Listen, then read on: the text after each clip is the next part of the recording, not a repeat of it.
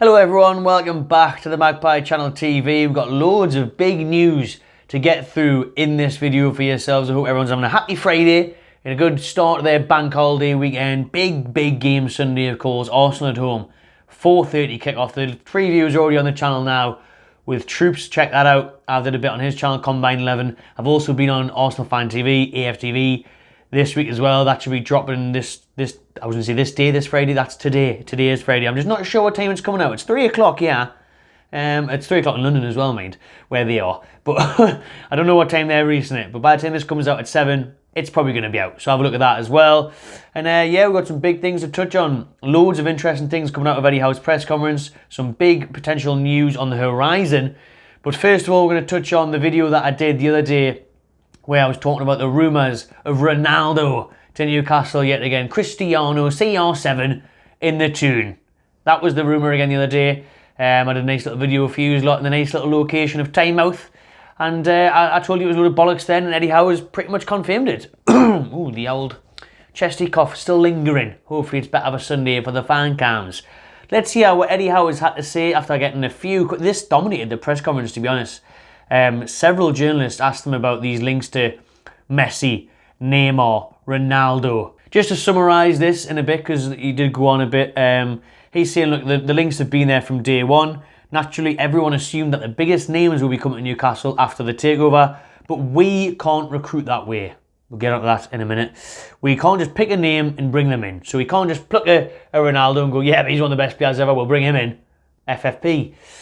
We can't just pick a name and bring them in. We need to recruit wisely. I know the direction I want to take the team. So the direction Eddie Howe wants to take the team isn't these global superstar names. It is youth and building them up and exploring the talent before they burst onto the scene. So a Bruno Guimaraes, for example, a player that's very good, who he believes he can make top class, world class. Not someone who's meant to be top class in Ronaldo or Neymar. I mean, the numbers are there, they both are. But a lot of people disagree with it. They may think it's funny to slander Ronaldo and stuff, but to be fair, he is one of the best players ever. So he is up there and his name's there, but the money's there as well. It would cost an absolute fortune, not just in a transfer fee, but in wages and everything. So Eddie Howe's talking about he wants to really develop players, he wants the younger squad. He doesn't want to be signing players in the late 30s or even a Neymar who best years are past him again. His best years are gone, Neymar. And I'm looking at I would love Neymar at Newcastle. I think it would be amazing. The Brazilian, another Brazilian to bring to the fold, you know, with Julian and Bruno.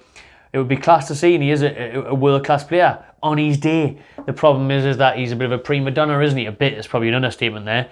He is a massive prima donna. He is a bit of a diver. Don't really want that ego around the dressing room. And Eddie Howe was asked about this as well. I've asked about egos, and he said, well, everyone's got an ego. He says, I've got an ego.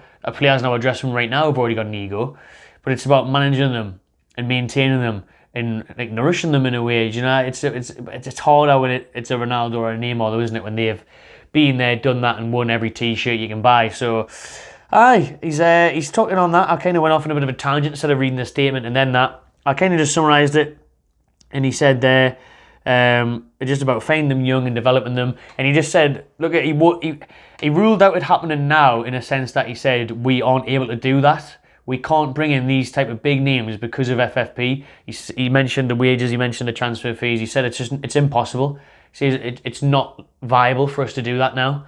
And I said that in the video the other day. I said there's no way we're going to break our wage structure for a 38-year-old Ronaldo or a Neymar. We're just not going to do it. We're not going to be playing one player 250, 300,000 pounds a week. We're not doing it. It's not the DNA. It's not what Newcastle want. It's not the direction Eddie Howe wants to take the team. We will break our wage structure for Declan Rice if it was possible this summer for a player that is young and can still get better and is class. A Rice that would do that. Maddison, you'd be up there top earner.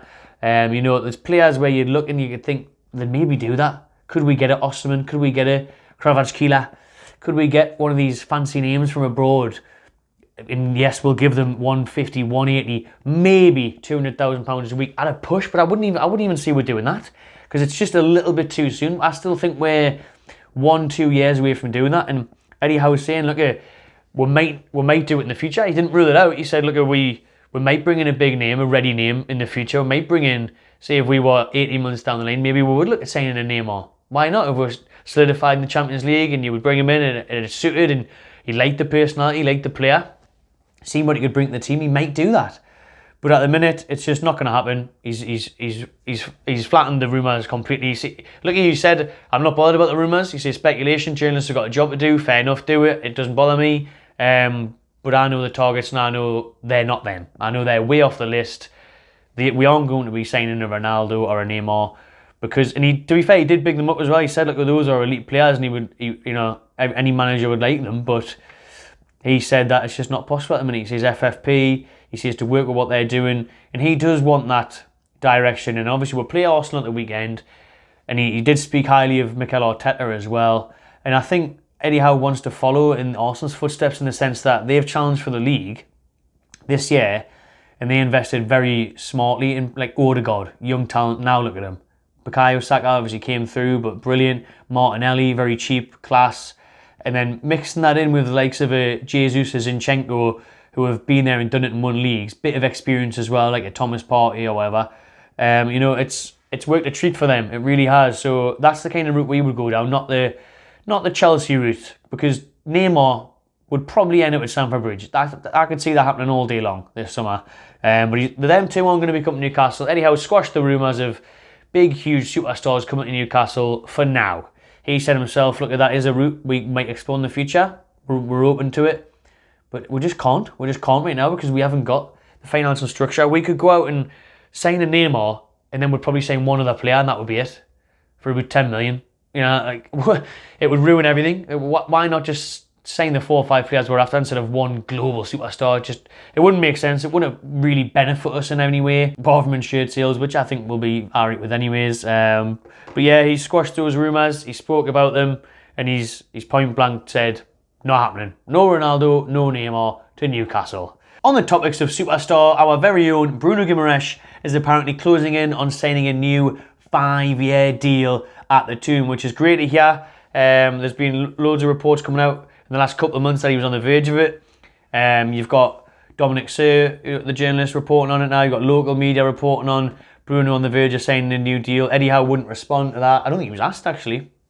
But it's all over Twitter today, you know. Bruno, new 5-year deal, massive that, and his wages will rocket up, and rightfully so. Deserves every penny, if you ask me. And it's great timing because yesterday we were seeing PSG, Liverpool, Man City, everyone eyeing up an £88 million bid for Bruno Guimaraes. Apparently, everyone sniffing around him. You know, people saying he'd be perfect for Liverpool. They need him to be perfect for these. Perfect. He's perfect for Newcastle. He loves it here. He's Geordie's Matteo.tmc, and he loves it. So we're keeping him and his family in Newcastle for a very long time. Can't wait for that official announcement of Bruno Guimaraes signing a new deal at Newcastle United.